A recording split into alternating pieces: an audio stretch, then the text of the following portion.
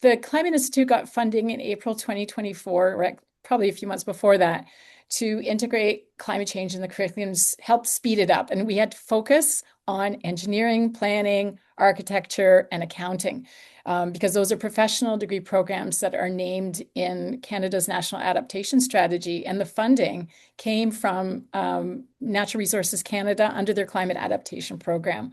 So this project's got three components to it. We did a national survey, a national needs assessment. Then the component two is for folks at University of Waterloo in those particular programs to be working on curriculum revisions and figuring out where they can integrate climate adaptation and climate change more generally into the curriculum. And the third component is focused on building national communities of practice. And so this event that we're hosting this week is part of that, just providing a forum where people can talk to each other and build our collective knowledge about how do we do this work of integrating climate change into the curriculum. And just using as a frame of reference a definition for climate change education. I'm just pulling this one out from UNESCO, UN, it's the UN, the global definition, so it can provide some guidance for us.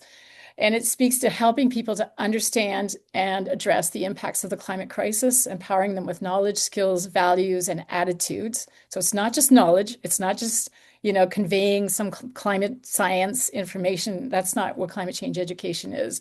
And I really like the last part of it, is needed to act as agents of change. So the whole point of it is that people can, that learners can change, do something differently in order to address climate change. And also it's kind of broad. It helps people. Who are those people? Well, it's basically everybody. It could be kids, it could be post-secondary students, it could be the teachers of those kids and the teachers of those post-secondary students, and also professionals who are out there. So basically, probably the whole world needs to participate in climate change education, be part of it. And on the right there, you can see a resource here in North America. We have the North American Association for Environmental Education that does quite a lot of work in supporting climate change education across the Americas. And that's a really nice resource that they have available. Something that we've been working on here at Waterloo, we've been spending quite a bit of time with professors and instructors at Waterloo, at Laurier University, which is just next door to us, also in Waterloo, and Conestoga College as well. And we've gathered people together twice now for a local in-person forum, a symposium, to talk about climate pedagogy. What is this that we're trying to do? What are all the different things that are needed for us to be thinking about? And in the first symposium that we held, which was in May 2024, we put together there's a report that's on our website you can find there with like all the findings. We tried to distill it into a bit of an infographic here to capture all the different things that are involved in climate pedagogy. And so I'm not going to go into detail, but it's a lot more than just conveying climate education. There's a lot of things to be thinking about, not just in what are we teaching, what is it, and what does it connect to, like issues of justice and decolonization, but it's also how we're teaching it is a big part of this, and also keeping in front of mind the climate emotions that we ourselves as instructors might be experiencing, and for sure that our students are experiencing right now. So I know that our presenters today are going to be speaking to a lot of these issues here. And just another framework that we've been using here at Waterloo to guide us in this work is this framework for embedding climate change in higher education that was presented by Petra Moulton Hill and friends. Thinking about the different opportunities that we have to get climate into the curriculum. So the first one, piggybacking, being how do we just add it into individual sessions of an existing course or module? And that's kind of, in a way, this session today, especially with the curriculum clinic, is kind of focused on that level. And then you have mainstreaming, where you might change a program by requiring all the students to take a foundational course or module that's embedded in. And then you have specializing, where you might create, like for instance, here at Waterloo, we created a master's in climate change. And we have an undergrad degree in environment, climate change, and a lot of universities are starting to offer those things as well that might be academic programs or certificates that students can earn as they're working their way through their degree. And then finally connecting. And this is like kind of the hardest way, I think, of integrating it. We're looking for ways to introduce interdisciplinary courses or modules that allow students to make connections across disciplines and faculty members to make connections across disciplines as well. So these are all our options. There's a lot of work to be done. And in the opening plenary, we spoke a bit to some of the systemic changes that are needed. But in the meantime, as instructors, we do have agency to do some of this work. Um, and so let's I'm going to pass it over to our speakers and to share with us a little bit about some of the thinking that they've been doing. And so our first speaker is Ellen Field, Dr. Ellen Field. She's an associate professor in the Faculty of Education at Lakehead University. And her research interests are in policy and practice of climate change education in the Canadian K-12 system. So Ellen, it's going to be great to hear from you because a lot of times at post-secondary level, people assume that kids are getting a great climate education in high school or whatever by the time they come here. And it's maybe not always true. Ellen teaches environmental ed and climate change education in the Faculty of Education, lucky her, and has engaged many in-service teachers in professional development workshops. And she's also the co-lead of Accelerating Climate Change Education in Teacher Education, in the Teacher Education Project, which is an amazing project that has had ripple effects outside of faculties of education too. Hopefully we'll share the link to that as she's speaking so some of you can find out more about that. Ellen's also the associate editor of the Canadian Journal of Environmental Education, co-chair of Canada's Regional Hub of Monitoring and Evaluation of Climate Change Education, and the author of UNESCO's Greening Education Guidance. So, Ellen, over to you. We're in good hands. Awesome. Thank you, Michelle. I'm just putting the link to the Accelerating project in the chat, and so I will speak to it very briefly. Thanks for the opportunity to speak today, and thanks for attending. I'm going to focus on climate pedagogy, as Michelle sort of introduced, and not just what we teach as the content, but about how we teach it, and really for us to think about what kinds of learners we're trying to cultivate in our education systems. And this matters because climate education is not just about knowledge transmission. It's more than the facts. It's about agency, it's about emotions, it's about how we position justice, and how we also think about the possibilities of imaginary, hopeful futures. And so if you could go to the next slide, Michelle, thanks. Oh, actually, one slide back. Sorry about that. If you could go one slide back, that'd be great. Thank you. So thinking about this work, there's a growing body of systems research. I'm not sure if folks are familiar with this Otto et al. Paper that talks about how education itself functions as a social tipping point and one of the leverage points that can accelerate broader societal change. So what's important here is that education doesn't work in isolation. It shapes norms, values, identities, and what people see as possible. So when we talk about climate pedagogy, we're really talking about higher education, how higher education participates in social change, not just workforce preparation. And you can see this. So climate education sits among other important levers like energy systems, finance, and urban design. The sort of sad part is that it generally isn't allocated the same amount of funding when it comes to policy. So it's an area that tends to be under-resourced. Can we go to the next slide? And so at the same time, we need to be honest about the emotional context students are bringing into our classrooms.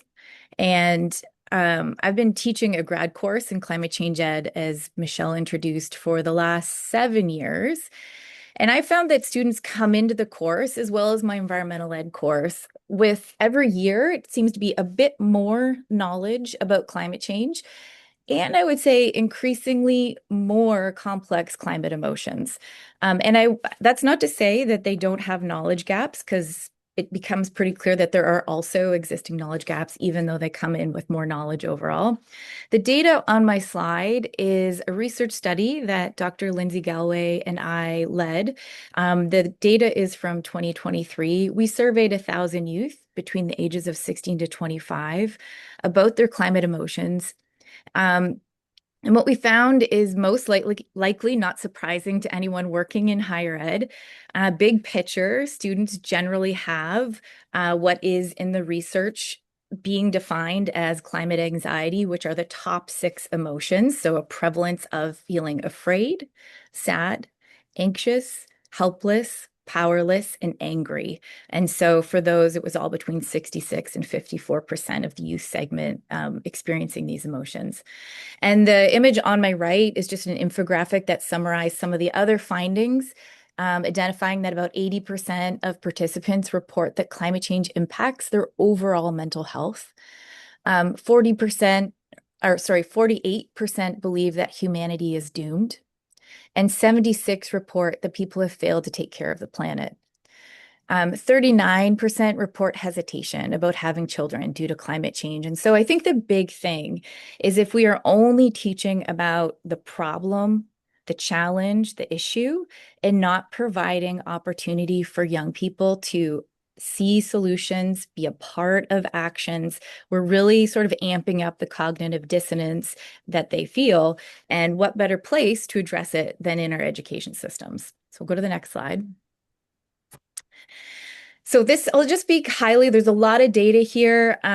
Basically, we've been benchmarking the grades 7 to 12 systems in terms of climate change ed practice. This is a large survey of over 3,000 Canadians, including 1,200 teachers.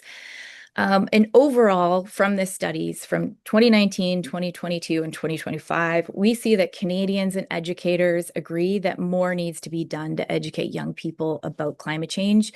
It's about 65% of Canadians and 80% of educators as a part of the K-12 system. We did see a dip in 2025 that only 54% of Canadians felt that support. And the other high level data point I think is worth sharing is that the challenge is that about half of teachers feel confident teaching climate change in 2025. And so in terms of what we know in educational practice is when a teacher doesn't feel confident around the subject area, they tend to minimize it in the way that they teach it in their classroom. This has gone up. It was about a third in 2019 and 2022 in terms of teachers feeling confident to teach it. And the other piece that I think is important for higher ed instructors to know is that overall, we found when we asked teachers how much they teach climate change, the average is 1 to 10 hours per year. So your students are coming into your classrooms with having about 1 to 10 hours per year of their between grade 7 and grade 12. The next slide. I'll speak to this very briefly. We looked at where climate change education expectations occur across provinces and territories. This is 2023 data, so there have been a few updates, but predominantly it's in science and social studies courses. And when we're talking social studies, those are predominantly geography. Is where the majority of those expectations occur. However, we also parse this data. So you'll see there's like dark sections of blue and then lighter sections. Those differences are between what's mandatory and what are electives. And what we found is that a lot of the expectations occur in these elective grade 11 and grade 12 courses. And so not all pathways actually have that many mandatory climate change education expectations for all students. Next slide. So in terms of sort of addressing this, faculties of education are a great place for us to ensure that when teachers leave our institutions, they're then able to better teach in their classrooms. And so I just wanted to share a project that I led along with Hilary Inwood at University of Toronto at OISE, and really to help build that teacher confidence and provide resources. And so I think there's 2 things that are really relevant for anyone here. One, there is a resource section, a part of this website that has almost anything that's out there. If you're interested in climate emotions or climate justice or teaching resources. We did a really comprehensive resource collection. So if you're looking for some resources, go there. The second is if you are keen to run like a 2-day climate change PD camp or for other faculty. There are these teacher ed case studies, which are basically that they're programmatic case studies on what are programs that are already working across Canada to provide multi-day or online different professional development opportunities. So if you're looking to sort of kickstart something in your institution, please draw upon those case studies. And Michelle, get you to go to the next slide. And then in terms of the work that you've been doing, Michelle, with the climate change pedagogy, this also comes out of the ACE project, and there's a lot of resonance with that slide that you shared. This is from a conversation, a national roundtable on climate change education with 60 faculty members to talk about our practices around climate change ed. We had a long conversation of the difference between content and pedagogy, which went in circles. So there is this sort of a lot of affinity with the pedagogy slide that you shared. And this word cloud represents the most cited thematic elements. And so you can see a real focus on Indigenous ways of knowing, action, climate action, inequity, systems thinking, and affective social emotional. So these being core areas for pedagogy. Next slide, please. And this is my sort of like this is a paper that's under review, but I think it's a helpful heuristic for us to think about what is quality climate change education. What we did here is we took a whole bunch of models from the climate change education research and tried to map pedagogically what makes them significant or not significant, important. And so one axis is transmissive, transformative. And you, as I'm talking about this, you can think about maybe your own lesson plan or your course and think about where would I situate that teaching on this heuristic? Does it fall in the on the transmissive side of this axis, or does it move towards a transformative? The second axis I'll highlight is the abstract to contextual. So when we are talking about climate change, are we tying it to students' lived experiences? Are we embedding it with local data? Are we grounding it in their lived experience? Or are we talking about it as abstract or universally experienced? And then the third is critical and neutral. And so is there a component where we're allowing for there to be justice, whether that be on an intergenerational, an interspecies, a consideration of rights? How are we integrating justice into our work? And so the challenge is really around, can we push our teaching across these different quadrants? In our paper, there's 8 of them. I'm only showing you 8 because that's where I think we all should try to push our work towards. And the cool thing is when we interviewed a lot of teachers to build this, we found lots of teachers were actually in this quadrant 8. So there's lots of quality instruction happening. And my very last slide, I just wanted to pass off as something that I have found that has worked really well in my courses. And this is, maybe you're familiar with it. This is from Dr. Ayanna Elizabeth Johnson's work, which is how to find a climate action. I use it as a culminating assignment in my courses, and students have to position their assignment. They get 7 hours to work in this climate action space. And so they fill out the diagram of what brings them joy, what work needs doing. So that's the climate work, and what are you good at? And that's resulted in highly differentiated, highly motivated, culminating assignments. And there's a few here, like one student found bioregional bread making, like how do I make my sourdough that I love within a bioregional context, to how do we create low food waste cookbooks.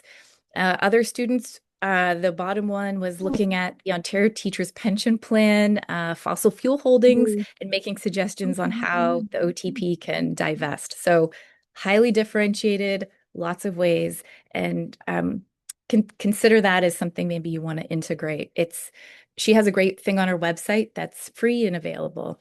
And thanks for your time. Thank you so much, Ellen. That was great. And that's I love that example of that Venn diagram as well as a like a practical thing that somebody could bring into their teaching as well, isn't it? Thank you.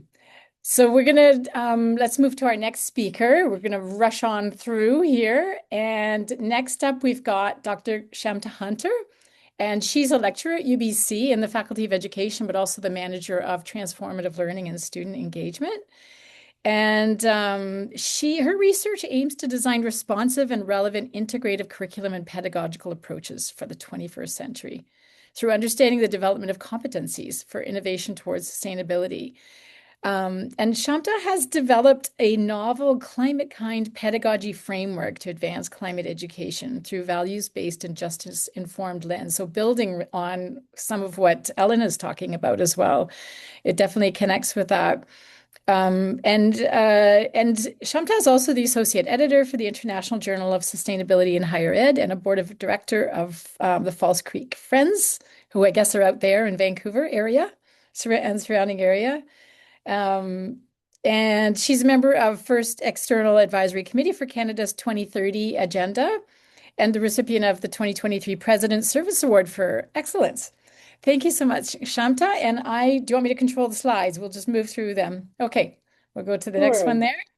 That's great. Thank you so much, Michelle, and thank you, Ellen, for setting the stage so well for me with the background and foundational information. And I would also say that I use Dr. Johnson's work as well in a little bit of an adapted way. I call it heart, head, and hustle.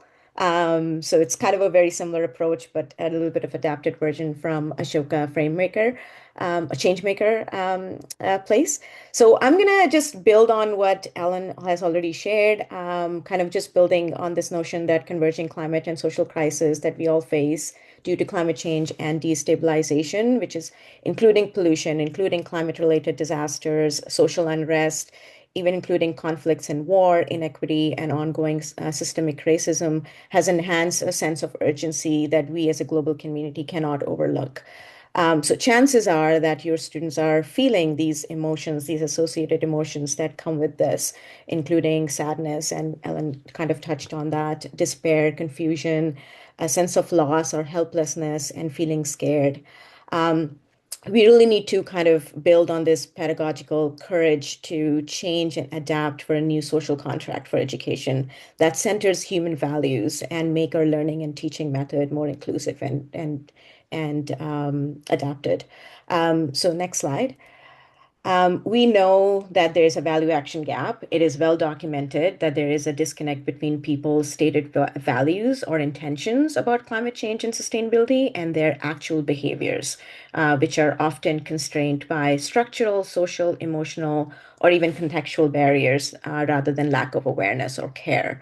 We know that over 60% of people say that they are concerned about climate change and support climate action, but less than 30% actually engage in high impact climate behaviors.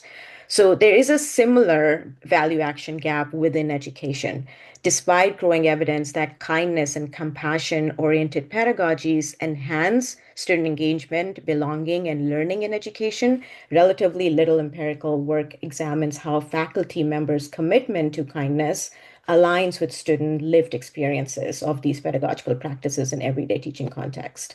Ted Aoki talks about curriculum as planned, which is the actual lesson that we plan, and curriculum as lived, which is the actual experiences in classrooms, shaped by relationship, context, student identities, emotions, and unexpected moments. Aoki argued that meaningful teaching happens in the space between the planned and the lived, where educators must attend responsively and ethically to students and situations rather than simply implement prescribed plans. We also know that espoused theories are the conscious, stated beliefs and values where we see high stake uptake and claims to follow, while theories in use are the actual, often implicit mental maps guiding those behaviors. Research also shows that faculty and institutions often articulate commitment to care, compassion, and kindness that are not always reflected in students' lived classroom experiences. So across general post-secondary contexts, research consistently shows that kindness-oriented and compassionate pedagogies support and enhance student learning while also revealing a persistent gap between how strongly these values are endorsed and how consistently they are enacted. Next slide, please. So, in response to the contemporary pedagogical needs, the climate kind pedagogy framework builds upon these existing climate sustainability and kindness educational and pedagogical frameworks and offers an integrative approach to climate education that centers relationality, care, and ethical responsibilities. These are the 11 frameworks that are relating to climate change, education for sustainable development, sustainability education. And then we also looked at more kindness and embodied pedagogies as well, including pedagogy of kindness, pedagogy of care, trauma-informed pedagogies, and so on. What we found is there are some inherent similarities across these frameworks. So next slide, please. Most of these frameworks are fundamentally based on the idea of constructivism, which is the idea that people actively construct or make their own knowledge that are reality and determined by their experiences as a learner. So, which really means that the knowledge is constructed based on previous knowledge, and knowledge is personal and social activity. So everyone's individual experiences make their learning unique to them. These There are also some fundamental values, like you see here, that are commonly reflected across these frameworks, essentially honoring lived experiences and cultural learning as valid knowledge. We also found evidence of transformative learning that supports meaning perspectives and provides space for transformation through challenge and support. And lastly, we also found that reflexive pedagogy is centered around the self-awareness of learning and is focused not only on what is learned, but why it is learned and what is achieved out of the knowledge that is being gained. This approach to learning is supportive of self-reflection and a way to develop critical thinking skills. So CKP, or Climate Kind Pedagogy, positions climate learning as both cognitive and affective process, recognizing learners as whole, feeling, thinking beings situated within social, cultural, and ecological systems. The framework emphasizes inquiry-based learning, grounded in local context, values clarification, and reflexivity, while intentionally attending to the emotional dimensions of climate education, which is including hope, uncertainty, and eco-anxiety that we see heightened in youth these days. Next slide, please. So why kindness? Kindness is really known to be true intelligence that extends beyond academic achievements or problem-solving skills. It includes understanding of human emotions and the capacity to empathize. Kindness demonstrates an acute awareness of the impact our actions have on others, and it reflects the ability to make choices that uplift, support, and comfort. So, kindness is not just emotional intelligence that fosters connections and build bridges between individuals. It is really a way of discerning wisdom. So, it involves considering the broader implications of our actions, understanding different perspectives, and making choices that benefit not just ourselves, but the greater good. It is not just a mark of maturity, but enlightened, higher level thinking. Next slide. So empirical studies demonstrate that when kindness is enacted through practices such as approachability, flexibility, recognition of students as whole persons, and supportive learning climate, students report greater engagement, reduced anxiety, and stronger motivation and deeper learning. Scoping and conceptual reviews further argue that compassionate and kindness-based pedagogies foster belonging, mattering, and relational trust. These are key to learning and warn that these benefits depend on alignment between values, pedagogical practices, and institutional conditions. So these literature collectively positions kindness not as a soft add-on, but as a pedagogical stance that meaningfully enhances student learning outcomes while underscoring the greater need for congruence between intentions and enacted teaching practices. So how do we do this? In the next slide, so these are the 5 C's that offer a way to practice climate kind pedagogy. Compassion, which is could also be described as intelligent kindness. Compassion requires people to have the skills to notice, to feel, and then to respond to the suffering of others. So in classroom, trying to make a need to recognize and develop these skills is really necessary. Compassionate, I sort of define as empathy plus action. So you have to take that, feel that empathy, but actually act upon it. The second is connection, getting to know your students through one-on-one check-ins, even if it's just 5 minutes, through collaborative work. Enacting kindness is to express an interest in getting to know your students, including what interests them and what arouses their curiosity, while also connecting with others to see beyond your own existing worldviews to appreciate and value self and others. Number three is clarifying values and roles. So changing the stance from an expert to a facilitator that helps facilitate learning. So developing a community agreement and starting a course with realistic expectations to start building that learning community that everybody is a part of. Co-construction, so bringing students as co-creators to this course syllabi and leading, having students bring those discussions into your practice into the classroom as well, and sharing that authority. Challenge is basically normalizing that challenge, but offering emotional support and leading by example and admitting that failure could be, admitting failure is a form of pedagogical kindness as well. So in the last slide, I've just shared some of the pedagogical approaches that I have tried in my own teaching. I will not talk about all of them, but I will highlight some of the key ones that I've found really helpful in my own teaching. I've started using games. I will talk about one of the board games that I've been using. It's called Daybreak. It's a great cooperative board game about climate change. It presents hopeful visions of near future where you are presented with real climate challenges and implement real solutions to save the planet. Grounding activities are amazing. There are intentional practices that cultivate presence, care, and relational awareness. And these could be taken from more mindful breathing exercises to more embodied pedagogies by practicing meditative inquiry and breathing. The third one I will highlight is the values clarification, which is exercises that structure reflective activities that support individuals in identifying, examining, and articulating their personal and shared values. These are great exercises if you're wanting to jump into a group work, for example. And the last one I will highlight is the jigsaw interlinked teams. This is where learners first develop expertise in one area, and then they have to share and teach those insights to different groups and different individuals in the classroom. This ensures interdependence, shared responsibility, and deeper collective learning. So overall, climate kind pedagogy is an integrative values-driven approach to climate education that weaves together kindness, justice, and relational learning. And we are really trying to build these pedagogical approaches to come over climate education. And I'll end there. Thank you.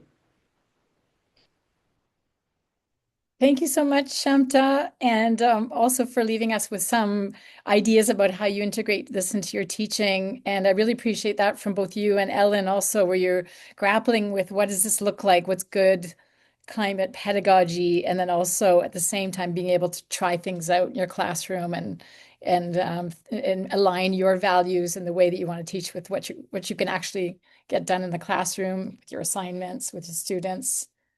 Big classes, small classes. There's so many different variables that like influence what we can do in our class too. So thanks for that. And okay, now I would like to introduce our next presenter, and this is Professor Terry Balser, who is at University of Calgary. She's a professor of sustainability and futures thinking in the Faculty of Science and also the academic lead for sustainability at their Institute for Transdisciplinary Scholarship. And I'm sort of picking and choosing from your bio here. So Terry is she's also a researcher in soil and environmental science and has received awards and recognition for that. She's also throughout her career, has sought to connect and empower people across public, academic, and private sectors in working together towards a sustainable future, and seeks to understand how higher education can contribute to sustainable and regenerative responses to climate change and planetary health. And I met Terry through SHEAC, which is the Sustainability in Higher Education across Canada. In fact, that's how I met you too, Shamta, I think. And so she's the chair of that organization. And I don't know, she might not speak to it too much right now, but she's also going to be participating in our closing plenary session, speaking to how to just exactly this thing that she's passionate about, connecting people and engaging others in conversations about this. So, Terry, thank you for joining us today, and I'm going to hand it over to you. And are you okay with me sharing the slides? Sure, yeah. Yeah, okay. Sounds good. So you can go to the first slide then. So welcome everybody. Thank you. I'm going to return us to, well, actually, at first I wanted to say that I'm sitting here in Calgary, so I'm in Treaty 7 territory and Métis Nation of Alberta districts 5 and 6. I'm very happy to be here, very grateful for the opportunity to live and work on this land and with the communities around me. So I'll just start with that because we're all in different places, and start hopefully in a good way. And then I want to pick up on and share a little bit of what I've been working on here in Calgary at the university, and build on or add to or complement perhaps what we've just heard from our just fantastic speakers and fantastic programs that Ellen and Shamta shared. So I'm going to bring us back to this slide that you just saw if you were here in the very beginning about the climate pedagogy elements, because I just loved these. And I have been wrestling a little bit with how many of these things are just really good pedagogy in general, which most of these are, and then which ones are more specific to climate. And so I think we probably all recognize that they're all really important when we think about how we deliver our classes and how we make spaces where learning is optimally likely to occur, hopefully the learning I want them to have, rather than we're always learning something. It just might not be what we expect. But you can go to the next slide. So from this, then, the ones that I think are really obviously specific to climate, climate justice and climate emotions. And when I've taught ecology and when I've taught introductory sustainability, I bring in climate justice. We look at Western, non-Western perspectives. We look at, Ellen was mentioning, or maybe it was early in the opening session, capitalism and challenging our economic models. And so we talk a lot about that. But I've also been really interested in this idea of climate emotions, which we've already heard a bit about, right? That affective dimension, and working with that and how we support our students in some of the anxieties that Ellen has studied. So next slide. That's the context of where I'm going with my bit of time here today. So thinking about what is that concern. So you saw from Ellen's presentation there quite a bit about climate anxiety. Next slide. There's a sort of an animation, right? Coping with the climate anxiety, thinking about how do we support ourselves, how do we support our students. Next slide.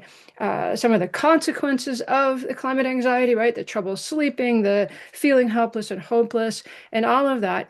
One of the things that I've been really interested in all of the teaching that I do is how do I remove the barriers to learning, whatever those might be? And sometimes that's actually food insecurity, because if I'm hungry, I'm not going to be able to pay attention in classroom and learn. It means sometimes creating safe spaces, psychologically safe, so that we feel able to challenge authority, perhaps. So that might be a barrier to learning. Sometimes it's a physical dimension of the classroom. It's too cold, it's too hot, it's too bright. So removing barriers to learning. And I see all of these things are, in fact, barriers to being able to effectively learn in my classroom. And so I think we talked quite a bit accurately about the content that we want them to learn, but we also, I think, also recognize that there is an affective, emotional dimension that we really need to address. So we've heard a bit about that already, but next slide. I wanted to share some about how we're getting at that, and some of the things that we've been working on here in my lab, thinking about, well, are our assumptions about the impacts of climate anxiety on the students' learning, our assumptions about how we teach them related to climate, how we bring climate in, is that correct? What do our students actually think or want? What happens if we ask them how they want to hear about climate change? And then how do we build that into our pedagogy, those ideas? And so I just wanted to share a little bit about what we were trying to do here, some pilot work. I'm coming out of 15 years in senior and executive leadership and now coming back into the classroom full-time as faculty, which I absolutely love, but taking a bit of a shift in some of the work that I'm doing, and it's related to this that I will share with you. So next slide. We wanted to think about what do our students want? How do they want to learn about climate and hard topics? So we simply asked, and this is just pilot work that we've started out doing, and we've been continuing to collect data. So about 150 students, first and second year undergraduates in 2 different classes in a Bachelor of Design and City Innovation. These are students that are creative oriented, thinking about the long-term future of cities. And I teach 2 of those, or taught 2 of those classes last year, Introduction to Sustainability in the Built Environment and the Future of the Global City. And we asked them 2 questions at the beginning of the semester, prefaced with in an entry survey to the class, prefaced with that things that are happening are often really challenging to hear about or engage with. And we were thinking about climate, but we were also thinking about maybe geopolitical unrest or other things as well. And asked the students, how do you best like to learn about these things? And what helps you process these things? Because we wanted to say, well, how do we bring this into the classroom? Do we need trigger warnings? What do we need to do to support the students? Because we don't want to avoid the hard topics, but we also don't want to traumatize the students. And I had been hearing a lot about how one should or shouldn't approach this in the classroom and thought, well, what do the students want? I'm always curious. What do my students have to say? So next slide. Just really quickly, this is just a couple of example quotes from the students that surprised me a little bit, maybe, but also were encouraging. So one student just said, I just want to learn about it in the same way I learn about any topic. I personally find that treating topics such as these in any other manner conveys a sense of unease, discomfort, or even taboo. As many of these issues are important, I would like to engage with them in the same light as any other to avoid stigmatizing said topics. And we saw a lot of variations on that theme, and we did some work theming and coding and coming up with what were the students basically saying. And the second quote is just, I'm happy to tackle any difficult conversation head on, as long as it's done so respectfully. If I and my conversation partner can be respectful to each other within the discussion, then I have no problems conversing about any specific topic matter. I best process things by talking them through, and when I can fully discuss and actualize something in my mind, I can fully understand it in the real world. So this is just a couple of student responses that we got, and we like I said, we looked at all of the responses and sifted through them and came up with a few kind of themes that seem to be holding true across the 2 classes and across all the responses. So next slide. So what we learned from that then is that the student responses tended to challenge a narrative that's often out there. Perhaps no one in this Zoom room, but one that I heard quite a bit in other places, that the students are emotionally fragile or they're resistant to difficult material. I know I've heard it from deans in meetings with Dean's Council. I've heard it from sometimes faculty who are concerned about bringing these things up in the classroom. And that was the first thing we saw. We also saw that there really seems to be a developmental movement from coping with the information and the news and the topics to grappling with it. And so we saw a distinct shift from our first-year students where they tended to approach these difficult topics with caution. They wanted pacing, they wanted emotional buffering, they wanted some time for private processing or distancing before engagement. None of them said they wanted a trigger warning, and none of them said they didn't want to deal with it. They all said, please let us deal with it. Please bring it to us. We want to know the truth. We want to engage with this. And they had different ways of wanting to engage with it. And so that's what we were able to pull out. The second-year students, interestingly, were not only more willing to confront the discomfort and sit in that discomfort, but they were actively seeking it out. And they wanted more opportunity to really engage with the material and figure out how do we do something about it. And so I think that was really interesting. I don't have the equivalent in my third-year students, and so it would be interesting to follow these cohorts and see how they continue to develop. But just with our first and second-year students, this is what we were starting to see. Next slide. So what we took from that, what we might propose from that, is thinking about the idea of scaffolding. So we know that our curriculum is often intentionally scaffolded, may hopefully across a semester at least, but oftentimes in our programs across year to year, from years to years. And we often, along with that, again, scaffolding related to complexity that's conceptual, we don't necessarily deliberately scaffold things that are affective or emotional. And so we just sort of assume that emotional readiness is going to mature automatically. So we were asking, is this optimal, right? Is this the right way, or is this a developmental mismatch that where the students are naturally moving into more complex inner terrain, but we're not providing them the structures that are designed to support that transition deliberately. So that's one of the kind of questions we have, something that we're proposing is maybe we should, right? So we're proposing the concept of life scaffolding as a counterpart to the content scaffolding that we often do really well. And thinking about trigger warnings and snowflake warnings and all of these things, and reframing that as not a generational flaw. It's not that there's anything wrong with our students. It's that, in fact, there's a systemic developmental oversight that hasn't happened, something we can actually address. So next slide. How would we do that? I absolutely love William Perry's scheme, and looking at human cognitive maturity and development over time, hopefully. So moving from dualism, which is very binary, very polarizing, there is an authority, there is a right, there is a wrong, to multiplicity where there's lots of different possible right answers, lots of different ways to approach something, to relativism, where the existence of many different things they're not all equally right. So there's lots of answers to something. Some are better than others. Some are better, some are more appropriate, some are more fitting than others. So that's that relativism. And then he talks about moving into commitment to certain things as well. I don't see this scheme as clearly in most of our classrooms as I think we could bring it in. I think it's really relevant. I happen to think it's quite useful and have built curriculum around this in the past. So how can we, thinking about how do we build this work into our classrooms to deliberately move our students from right and wrong and black and white and dualistic thinking into more nuanced and more shaded shades of gray oriented ways of thinking. And so thinking about not just intellectually advancing them, but also affectively helping them to mature. So it's a proposed how, something that we're going to continue to be working on as we go. But I also wanted to give something a little more concrete. This is all brand new stuff that's emerging. We also piloted something else last semester, so you can go to the next slide, and thinking about what else could we do.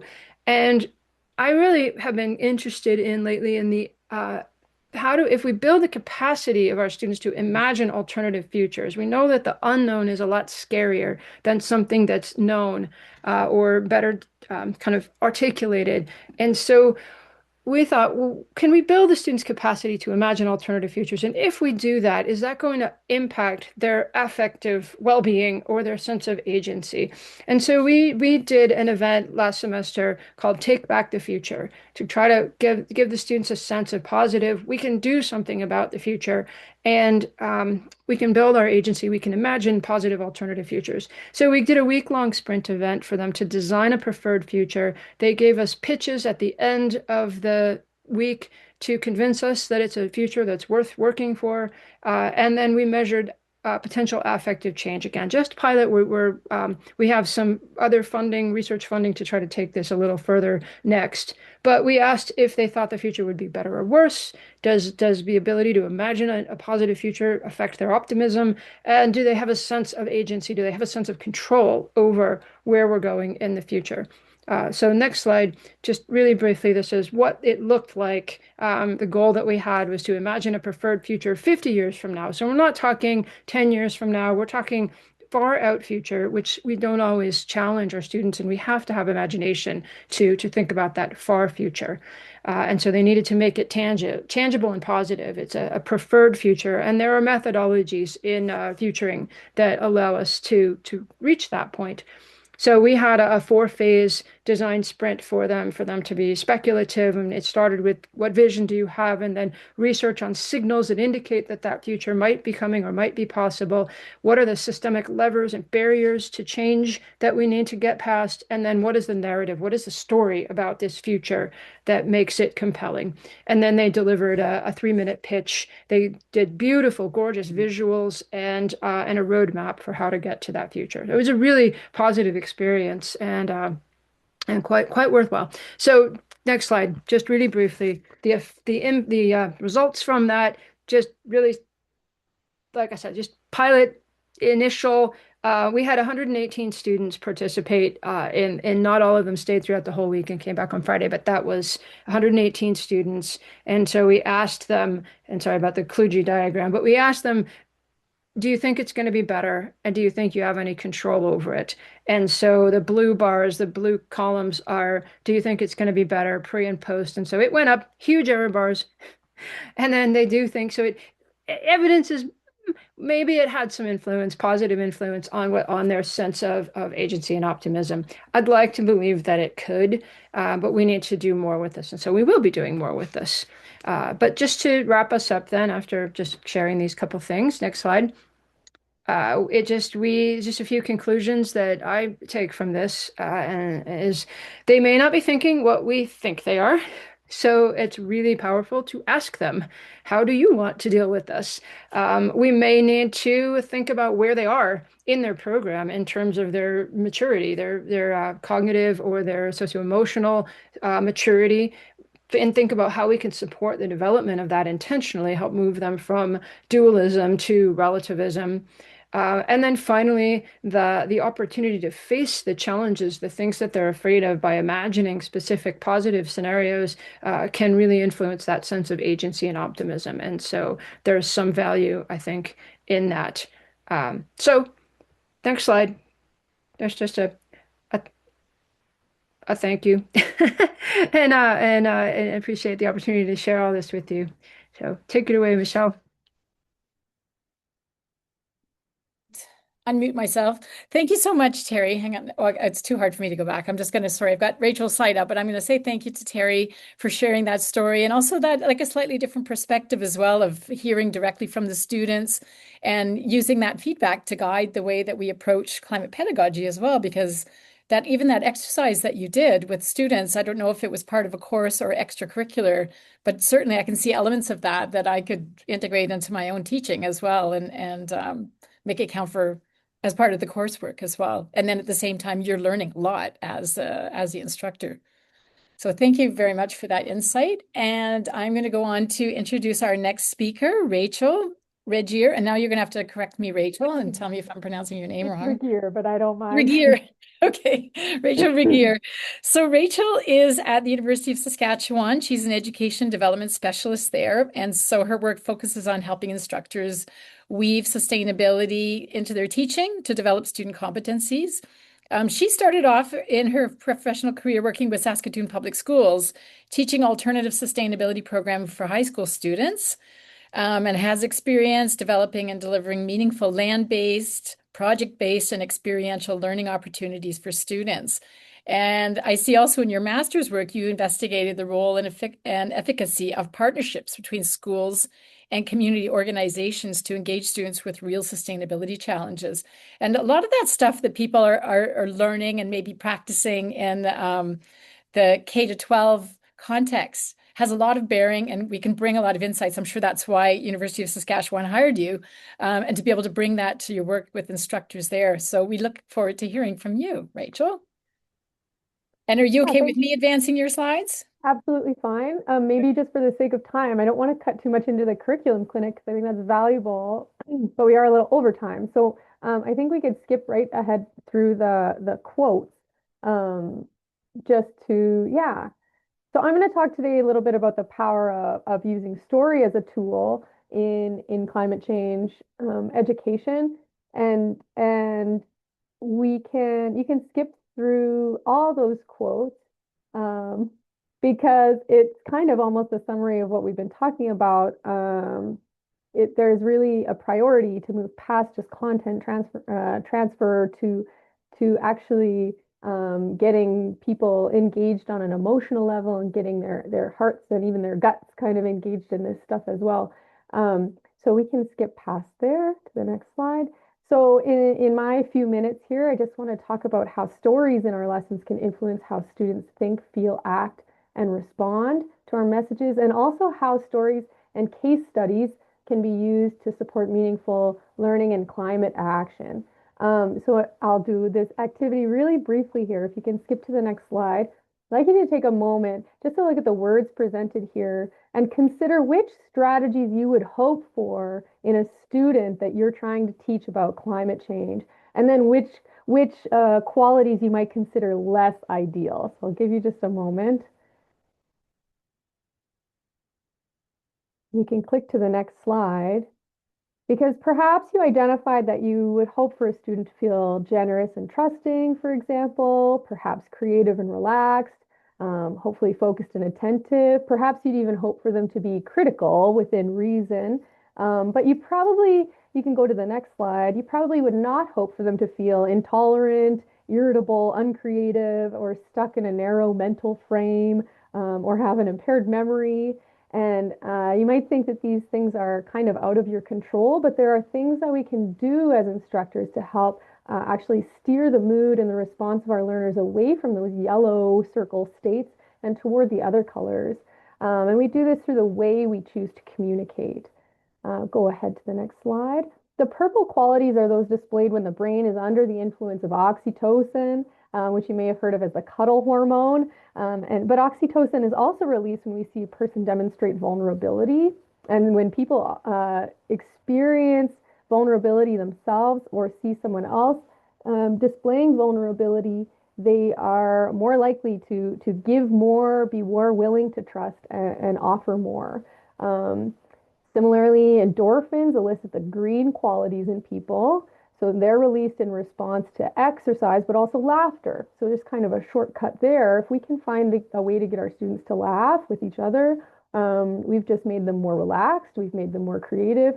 And in the blue category, shifts in dopamine result in more focused and curious learners. We can alter dopamine balances in our learners by creating suspense or mystery, even just by simply asking questions or having learners try to predict what might happen next. On the other hand, if we induce fear when we're delivering our messages about climate change, we've just increased the likelihood that our students will respond with these yellow characteristics. Um, so, you can skip to the next slide. If we're intentional about how we include stories in our lesson, they can help us prime our students to receive a message in a way we desire by setting up situations that allow us to personally demonstrate vulnerability. We can connect through laughter or promote curiosity. And attending to these emotional states of our students is not just it's not about manipulating them, but recognizing that we have the ability and kind of the responsibility to reduce threat and increase agency so that we can create conditions where our students are engaged and where they're not feeling overwhelmed or withdrawn. Next slide. Research shows that the best way to change behavior is through active practice, which is great, but we don't always have the time and space for in our classes. But another effective strategy is through just mental rehearsal. So imagining actions activates brain pathways that are also engaged during real performance. And that's why stories can help prepare the brain for actual execution. When people vividly imagine the context and response that they desire or that they wish to perform, it can make the cue behavior link more accessible and increase the likelihood of real action when the cue arises in real life. Next slide, please. Stories have been demonstrated to be highly effective at setting up this type of practice, this kind of mental imaging, by inducing something that scientists call neural coupling. Research shows that when a story is effective, the brain of the storyteller and listener exhibit similar patterns of activity. And that's not just like in speaking in audio centers, but also visual and prediction centers, things like that. So when we tell a good story, we're actually guiding our students through mental practice, and they're engaging along with us in shared prediction, problem solving, and sense making. The more detailed and immersive a story is, the more authentic that this practice can be. Next slide, please. We also know that stories offer a unique opportunity for listeners to experience a situation from a different perspective than their own. That is to say, someone listening to a story has the opportunity to drop their own ego and identity and imagine how they might respond to a situation if they were someone else. This gives students a low risk opportunity to explore how they might approach a problem in a way they may have not been open to otherwise. There are a variety of ways to bring stories into our teachings. If you can go to the next slide. From informally sharing our own stories to inviting in others or designing case studies to have students make choices themselves within a story and navigate authentic situations and complexities. And I'd like to talk a little bit more about using case study. So you can go to the next slide.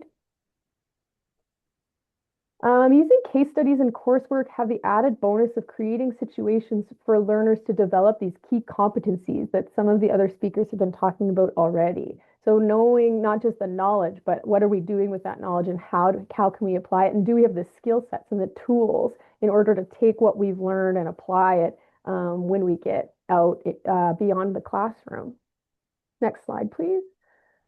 Case studies can be short and embedded in a lecture or expanded to be used as an assessment or anything in between. For example, instead of presenting emissions data, an instructor might begin with a short story of a municipal planner facing pressure from council, budget constraints, community resistance, and then ask students to decide what they would prioritize and why.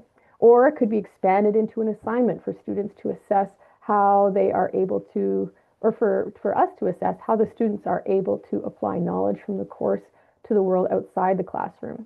Case studies can also, oh, sorry, go ahead. Next slide. And yeah, it's common to think that we must change people's minds in order to change their behavior. However, research also suggests that the relationship can work in the other way. Action has the power to shape belief as well. And when we make a choice to act in a certain way, even within a hypothetical or narrative context, any mismatch between the action we're performing and our belief creates cognitive dissonance. So if those things aren't getting along, our brains get uncomfortable with that tension. And they tend to resolve it by adjusting beliefs or their own personal narrative to align with the actions that they see themselves taking on. Stories and case studies allow students to try on climate positive actions in low stakes environments, opening the door for deeper belief change over time. Last slide. I must also mention that though these strategies seem kind of new in pedagogical practice, story has been a primary method for teaching and learning for Indigenous people since time immemorial. Current research and practice, it's like one of these other things where research and practice are just kind of finally catching up to this effective methodology. So bringing stories and case studies into your lessons is also a way to indigenize your teaching. So that's it for me. And yeah, pass it back to Michelle. Thank you so much. Thank you so much, Rachel. And I love how you've brought it into the classroom and provided some structure in a way for people to rethink. And I'm sure lots of brains are whirling and people are starting to think, oh, how could I use this? And because people do use case studies, for instance, maybe haven't thought about all those benefits, you know, to students to like it hits multiple benefits. So this has been really helpful. We are a little over time. So what I'm going to suggest that we do now is we just maybe skip the bit where all the presenters talk to each other a little bit, if people are okay with that, and we go straight to the curriculum clinic. And that means so we're going to create, I think we're going to create 5 breakout rooms. And folks are just going to get sent to those randomly. Hopefully our speakers will organize it. So we've got one of you in each room. I'm going to stay back in the main room. If anybody wants to talk to each other in French, we can have a French room. And here are some suggested questions that people might want to have a look at there. Thinking about like to share with each other. Are you currently including climate in your courses? If yes, how? And is there anything, even a small thing you'd like to change to include climate more in a new way. And then, of course, if you want to respond to some of the ideas that the speakers have been suggesting, go ahead and do that, of course, as well. That might give you some ideas about things you might change in your curriculum. So we are going to send you off. I think our Climate Institute team is setting up the breakout groups, if I understand correctly. And Team Climate Institute, are you doing that or should I do that? I'm going to stop sharing my screen. And I'm going to remove the spotlight from myself. And when you're in the breakout groups, it'd be lovely if you wanted to put your cameras on, unmute yourselves, and talk to each other. That would be the whole idea there. So I am going to, I'll create the breakout groups. Looks like that's best if I do that. And I see some people have to jump off, but stick around with us if you'd like to talk to some other folks. Okay. Oh, so we've got the room set up. It looks like room 1. Okay. So you should be getting a signal to be sent off to a breakout room now. You probably have the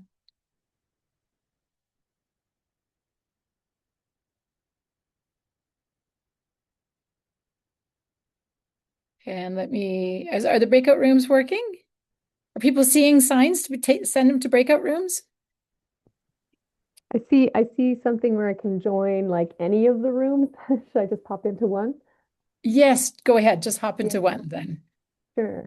And other folks who are here, the participants, are you seeing the invitation to join a breakout room?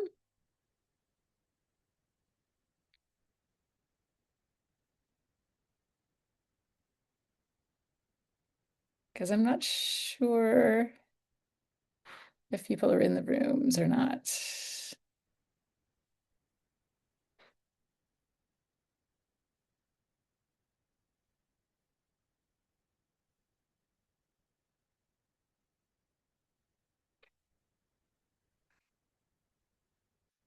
Okay, folks who are staying here, do you want me to move you to a room?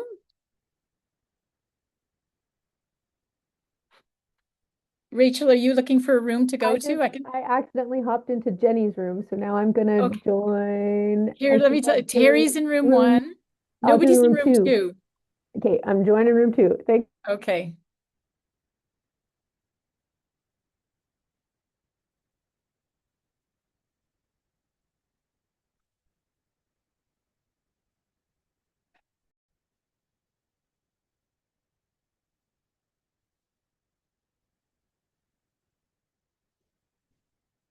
Hi, everybody, and welcome back.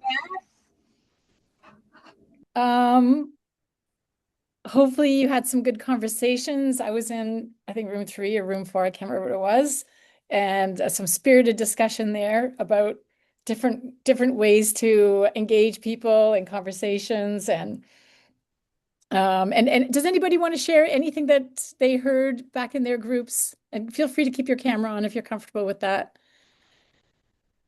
How did discussions go? Did anybody manage to make a change to it wasn't a lot of time, but to like have some inspiration to rethink a class that they teach or anything? No, for me, I was sharing with my class before we were cut off the experience I have because I have a civil engineering background. So Okay. basically, I've I've left the classroom a bit, so I'm mostly on site. So the problem is those on site, how do they actually own like the climate change experience? That is the workers on site. It's very difficult to actually make them to actually own this climate change experience. So if we do so much on the students, what of those who are actually implementing it on site, in the construction sites, in the environmental waste sites? So how do we actually tailor our education system to actually suit that purpose? That's what I was trying to share with those before we cut off. Thank you. Yeah, thanks. That's so true. And that's why it's so important also for us to be listening to practitioners as we work on this curriculum work so we understand what's really needed out there. Terry, you look like you wanted to share something. Well, Rahman brought up a really interesting point. Well, a couple of really interesting things. One about the value of land-based pedagogies and getting students outside, which I just think is really key and really, really fun, really important. But also the thornier issue of faculty resistance. Like, how do we spread this across if all jobs are climate jobs and all classes are climate classes, and yet faculty say, not in my classroom. You can't make me. And so, the AF word, academic freedom, came up, and that was, I just, okay, oh goodness, like, what do we do with that? And it just bumped me up against, oh, you're right. How do we deal with that? So yeah, I guess we start with those who are willing and interested and have that passion yeah. already. Yeah, Well, it makes me think too, like, what does it take to get people to realize this is your problem? Like, this is nothing less than the future of humans on this planet. Like, why is that? Like, how is that offensive to you? But absolutely. I mean, in fact, Robin, did you want to add something? I see you unmuted. Well, Go ahead. I think yes, the coalition of the willing for sure. I mean, that's pretty much all you can do in one sense. But I am and I'm conflicted about this because there's also a language issue. When you talk about sustainability, people go, "Oh, money by my own." And then when you talk about climate change, all of a sudden resistance is there or fear or whatever. And so I'm of two minds. Like sometimes it's not using any of that language and still integrating it, but that sort of reinforces the invisibility. So it's a push pull for me on that. But I do think language, and even coming back to the first point there, like professional language, professional specific language. So different professions use different terms. Like I'm writing a course, I'm creating a course in health. And, we're, looking at planetary health. Like, what does that mean outside of health? So I think finding language that resonates within a profession and then finding language that is less triggering, I guess, and then the coalition of the willing. And onward ho. Anyway, I want to thank everybody for participating in the session and a special thanks to our speakers. Ellen, she had to leave us. She had to run to her class. Terry, Shamta, and Rachel, thank you so much for sharing your insights and the work that you're doing in your respective universities and influencing folks in other institutions as well. Really, really appreciate it. And we look forward to seeing some of you in the subsequent sessions that are happening tomorrow. Tomorrow, we've got a focus on landscape architecture at 11:30 in the morning EST, and then architecture in the afternoon. And the day after that, it's planning and accounting, and then engineering. And then our closing plenary, we're going to be talking about ways that institutions can collaborate across the country. So thank you, everybody, and looking forward to seeing you in some of the other sessions. Thanks a lot.